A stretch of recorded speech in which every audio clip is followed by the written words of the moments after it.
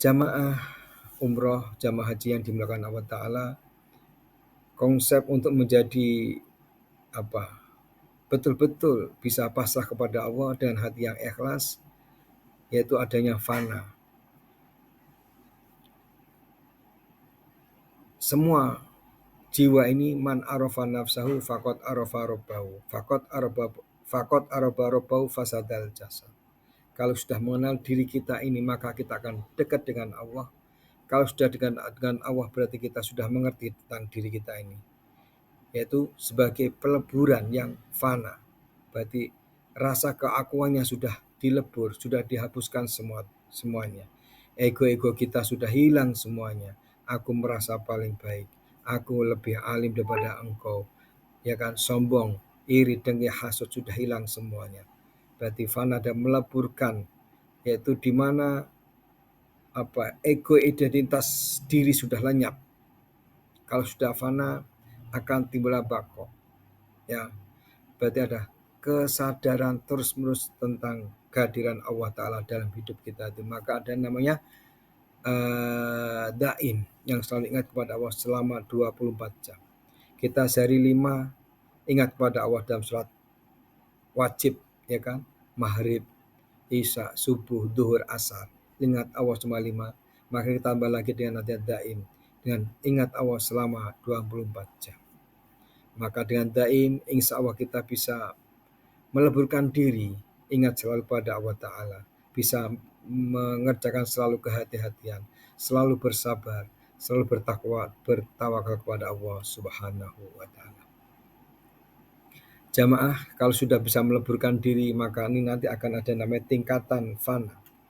Tingkatan fana dalam diri kita, yaitu berusaha sekeras mungkin, ya kan? Nafsu-nafsu yang tidak bermanfaat, nafsu-nafsu yang membuat mudorot, ya kan? Nafsu-nafsu yang suka membuat riak. Contohnya, saya akan jadi imam, nanti akan dinilai oleh warga sekitar setelah pulang umroh, saya lebih alim daripada masyarakat, lebih alim daripada yang dulu. Itulah sifat-sifat hati harus dikekang betul, harus lillahi ta'ala, ya kan? Iyyaka na'budu wa iyyaka nasta'in. Sirna hasrat yang bisa memburu atau merasakan kenikmatan duniawi, hasrat-hasrat yang duniawi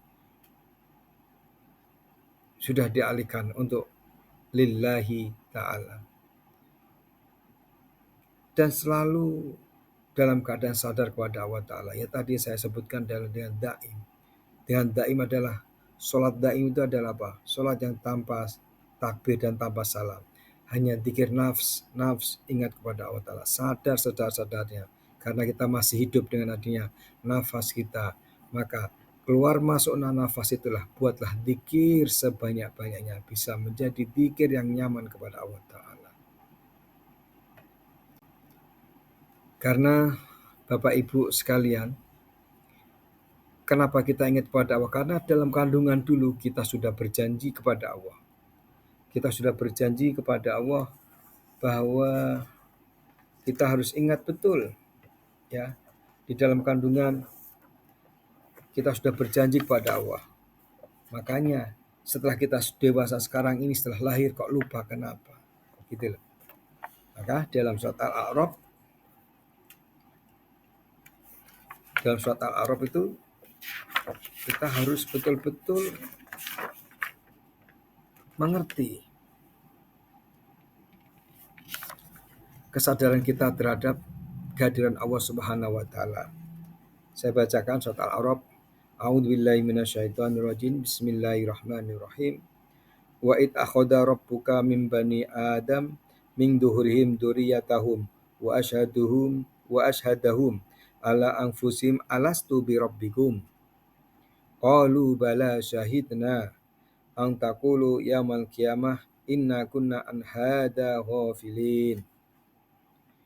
Yang artinya, dan ingatlah ketika Tuhanmu mengeluarkan keturunan anak-anak Adam dari sulbi mereka, dan Allah mengambil kesaksian terhadap jiwa mereka seraya berfirman, bukankah aku ini Tuhanmu?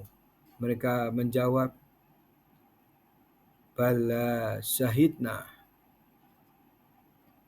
betul engkau Tuhan kami menjadi saksi, kami lakukan yang demikian itu agar di hari kiamat kamu tidak mengatakan, sesungguhnya kami Bani Adam adalah orang-orang yang lengah terhadap ini. Itulah janji kita kepada Allah Ta'ala. Maka janji itu kita sudah bertemu Allah, ya kan? Nanti kita pulang kepada Allah harus tahu jalannya. Kalau kita janji lupa pada Allah, nanti tidak tahu jalannya kembali kepada Allah. Inna lillahi wa inna ilaihi rajiun. Tidak mungkin orang yang tidak kenal bisa sampai. Kalau orang yang kenal pasti akan tahu alamatnya. Bekal-bekal apa dalam perjalanan pulang nanti harus disiapkan. Jangan sampai bekal-bekal itu dicuri oleh orang lain. Dicuri atau tertinggal dengan kelalaian kita.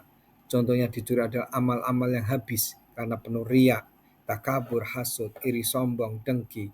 Itulah yang pencuri-pencuri amal kita. Maka saya harapkan para jamaah kita sudah berjanji kepada Allah di dalam Al-A'raf 172 dalam kandungan di rahim ibu sudah bertemu Allah. Bala syahidna, jangan sampai dalam kehidupan kita ini sudah melupakan Allah. Maka kalau sudah melupakan Allah, maka nanti kalau kita diambil dipanggil Allah tidak tahu jalan pulangnya. Bapak Ibu sekalian, teruslah bersandar kepada Allah, teruslah ingat kepada Allah seterus-terusnya. Dengan daim kepada Allah, tambahlah ibadah kita dengan membaca Al-Quran, ya kan? Lakukan ibadah tambahan ba'diyah qoblahnya yang awalnya hanya 17 rakaat, tambah lagi, tambah lagi, tambah lagi, tambah lagi.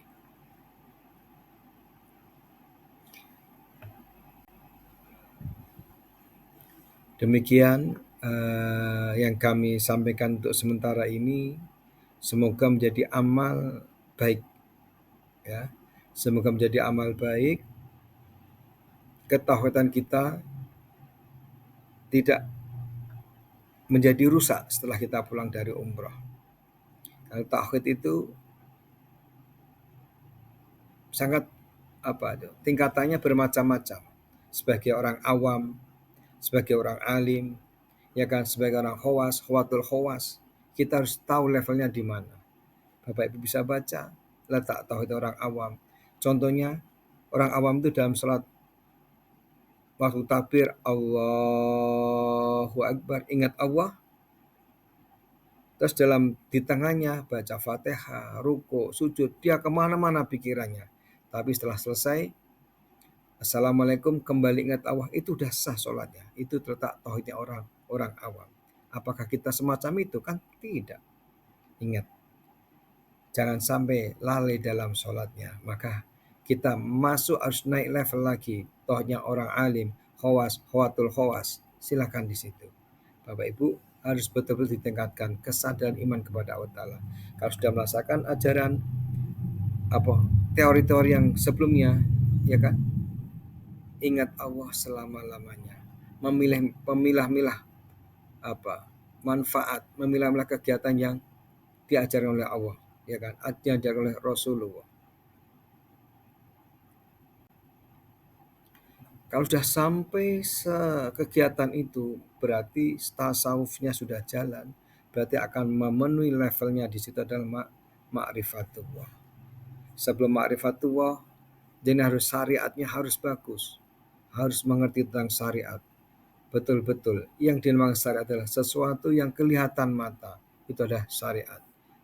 Cara wudhu, cara zakat, cara berhubungan dengan suami istri, cara mendidik anak dengan tetangga, cara kita bekerja, itulah namanya syariat. Setelah syariat, biar tasawufnya jalan, harus mengenal thariqat, yaitu jalan. Habis thariqatnya jalan, hakikatnya apa? Baru ke makrifat. Demikian tentang kemakrifatan. Harus bisa makrifat adalah harus ke fana, harus bisa bakok, baru bisa ke makrifat.